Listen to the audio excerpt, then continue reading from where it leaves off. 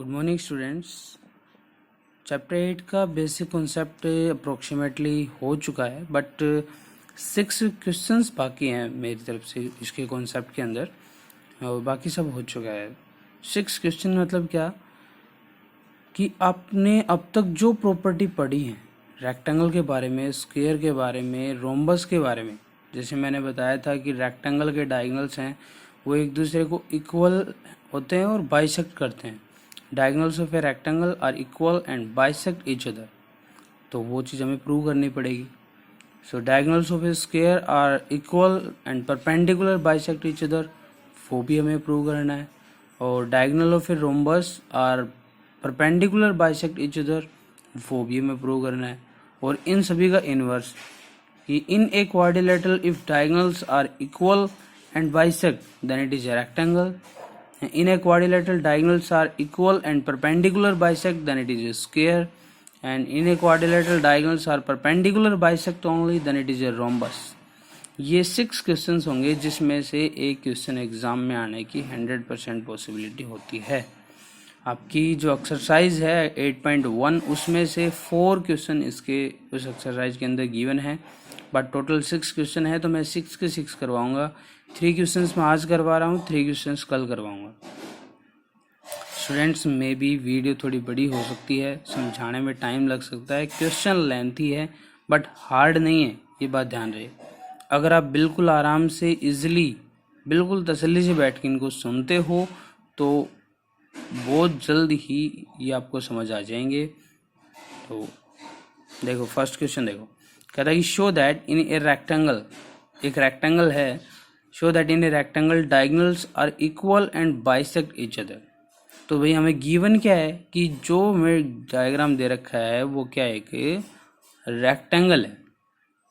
Show that in a rectangle, तो rectangle जहाँ पे भी गिवन होगा ना वहाँ पे हमें क्या चीज़ें गिवन होंगी कि भाई अपोजिट साइड इक्वल होगी, ठीक है, अपोजिट साइड क्या होगी इक्वल, और एंगल्स है वो 90 डिग्री के होंगे। बट रेक्टेंगल है उसके एक पैरेललोग्राम का पार्ट है तो उसमें अपोजिट साइड्स पैरेलल भी होंगी। 2 pair of opposite sides are parallel because it is a parallelogram also, और पैरेललोग्राम तो स्क्वायर भी होता है, पैरेललोग्राम तो रोम्बस भी होता है। तो ये जो पैरेलल कंडीशन है ना वो तो सभी में मिलेगी भाई।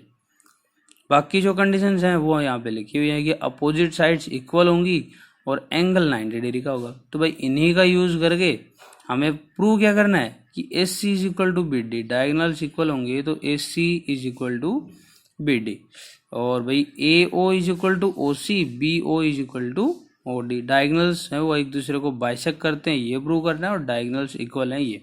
तो अगर मैं ये प्रूव कर देता हूँ कि A C is equal to B D और A O is equal to O C और B O is equal to O D, तो मेरा क्वेश्चन प्रूव हो जाएगा। तो देखो भाई फर्स्ट पार्ट पूरा का पूरा क्वेश्चन है वो इस डायग्राम के ऊपर डिपेंड होता है। अगर डायग्राम आपको समझ आ गया, डायग्राम में आपको पता है क्या गिवन है क्या नहीं है, तो सब कुछ इजीली आ जाएगा। सबसे पहले देखो भाई ये लाइन ए बी पैरेलल है सी डी के। एक बात हमेशा याद रखना, मैंने आपको कुछ जब डायगोनल्स की प्रॉपर्टी बताई थी तब सभी में एक चीज कॉमन थी, और वो क्या थी कि 2 pair of opposite sides are equal, दोनों पेयर अपोजिट साइड के इक्वल थे। वो रोम्बस में भी इक्वल थे, स्क्वायर में भी इक्वल थे, और रेक्टेंगल में भी इक्वल है। तो अगर वो अपोजिट पेयर आपस में इक्वल होंगे, 1 पेयर ऑफ अपोजिट साइड या 2 pair of opposite sides are equal, then we can say that diagonals are bisect each other. तो जिस कंडीशन में जो होता है ना उसी की हेल्प से हम उसको प्रूव करेंगे। जैसे कि एंगल 90 का जहाँ पे मिलेगा वहाँ पे डायगोनल्स इक्वल होंगे, तो भाई एंगल 90 डिग्री के लेके उसकी हेल्प से हम प्रूव करेंगे कि भाई उसके डायगोनल है वो इक्वल है। जहाँ पे ऑल साइड्स इक्वल वहाँ पे डायगोनल परपेंडिकुलर बाइसेक्ट करेंगे, तो उस ऑल साइड इक्वल है ना उसी का यूज करके परपेंडिकुलर बाइसेक्ट इक्वल प्रूव होगा। और जहाँ पे ये गिवन है कि अपोजिट पेयर इक्वल है और पैरेलल है, या अपोजिट पेयर सिर्फ इक्वल है, वहाँ पे उसी का यूज करके आप डायगोनल्स को बाइसेक्ट प्रूव करोगे। तो यहाँ पे देखो भाई ए बी पैरेलल है डी सी के, ए बी इसके पैरेलल है डी सी के। If 2 sides are parallel then A C is transversal, ये दोनों साइड पैरेलल है और ए सी में क्या है ट्रांसवर्सल है।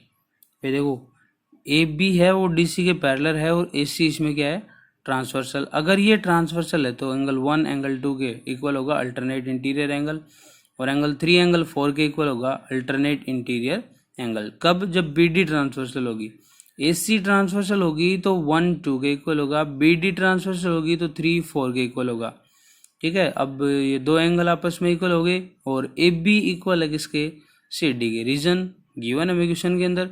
तो angle side angle, angle side angle, triangle क्या होगी, कॉन्ग्रेंट। तो ए ओ बी और डी ओ सी, ए ओ बी और डी ओ सी, सी ओ डी आएगा भाई इसमें, क्योंकि अकॉर्डिंग टू कोरस्पॉन्डिंग साइड करोगे ना तो सी ओ डी नेम आएगा इसके अंदर। ठीक कर लेना इसको। ओके, तो A O B and D O C O D, यहाँ पे भी सी ओ डी आएगा। A O B and C O D, तो एंगल 1 2 के इक्वल, 3 4 के इक्वल है, और ए बी किसके इक्वल है, डी सी के। वही गिवन साइड है। रीजन सभी के लिखना, ये पार्ट फर्स्ट है, ये पार्ट सेकंड से, और ये गिवन है। तो ये दोनों ट्राइंगल कॉन्ग्रेंट होगी। अब देखो ये ट्राइंगल, अगर ये ए ओ बी और D O C triangle congruent हो जाती है तो बाय द सिम्प्लिसिटी ये पार्ट इसके इक्वल होगा और ये पार्ट इसके इक्वल होगा। अगर ए ओ सी के इक्वल है तो इट मीन्स ये लाइन इसको बाइसेक्ट कर रही है, और बी ओ डी के इक्वल है तो इसका मतलब ए सी इसको बाइसेक्ट कर रही है। तो diagonals are bisect each other. Okay, जरूरी नहीं है आप इन्हीं दोनों ट्राइंगल्स को लेकर प्रूव करें, इन दोनों को लेकर प्रूव कर सकते हो। सेम रीजन इसमें रहेगा, बस ये चेंज हो जाएगा, A B parallel D C की जगह A D parallel B C आ जाएगा। फिर ये लाइन ट्रांसवर्सल लोगे तो ये एंगल इसके इक्वल हो जाएगा, और ये ट्रांसवर्सल लोगे तो ये एंगल इसके इक्वल हो जाएगा। बाकी सेम रूल हो जाएगा, बस ट्राइंगल आप चेंज कर सकते हो। ओके, तो एक चीज़ तो प्रूव हो गई यहाँ से। क्या प्रूव हो गया कि ए ओ इक्वल हो गया ओ सी के, और बी ओ इक्वल हो गया किसके, ओ डी के। ठीक है, अब हमें प्रूव क्या करना है कि A C is equal to B D. अब डायगोनल्स इक्वल कब होते हैं, जब एंगल 90 का होता है। एंगल 90 का होगा तो भाई एंगल बी एंगल सी के इक्वल होगा, और ए डी बी सी के पहले से इक्वल गिवन है, और बी सी दोनों में डी सी दोनों में कॉमन है। देखो बिल्कुल बिल्कुल ईजी है। In triangle A D C and triangle B C D, A D is equal to B C given, D C is equal to D C common, और angle D is equal to angle C 90 degree.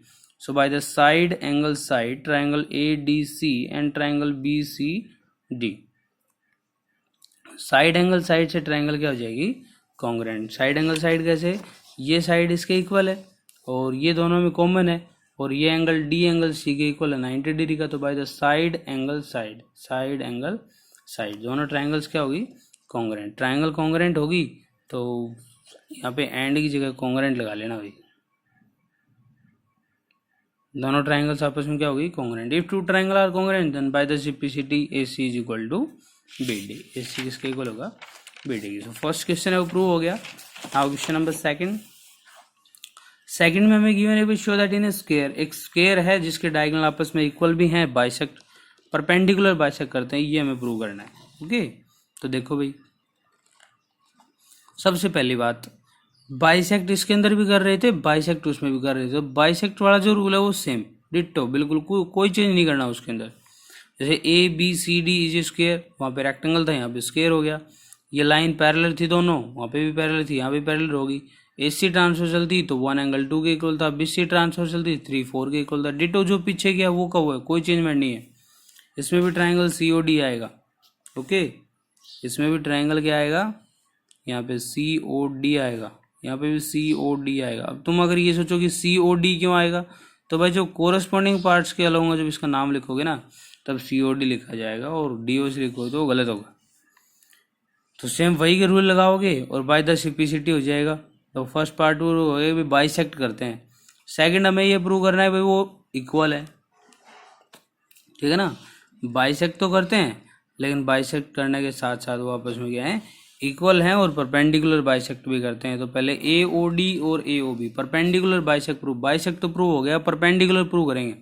Perpendicular prove करने का मतलब ये angle 90 का, ये 90 का, ये 90 का और ये 90 का। तो देखो इन दोनों का 90 को प्रूव कर दो, फिर ये इसके वर्टिकल अपोजिट और ये इसके वर्टिकल अपोजिट।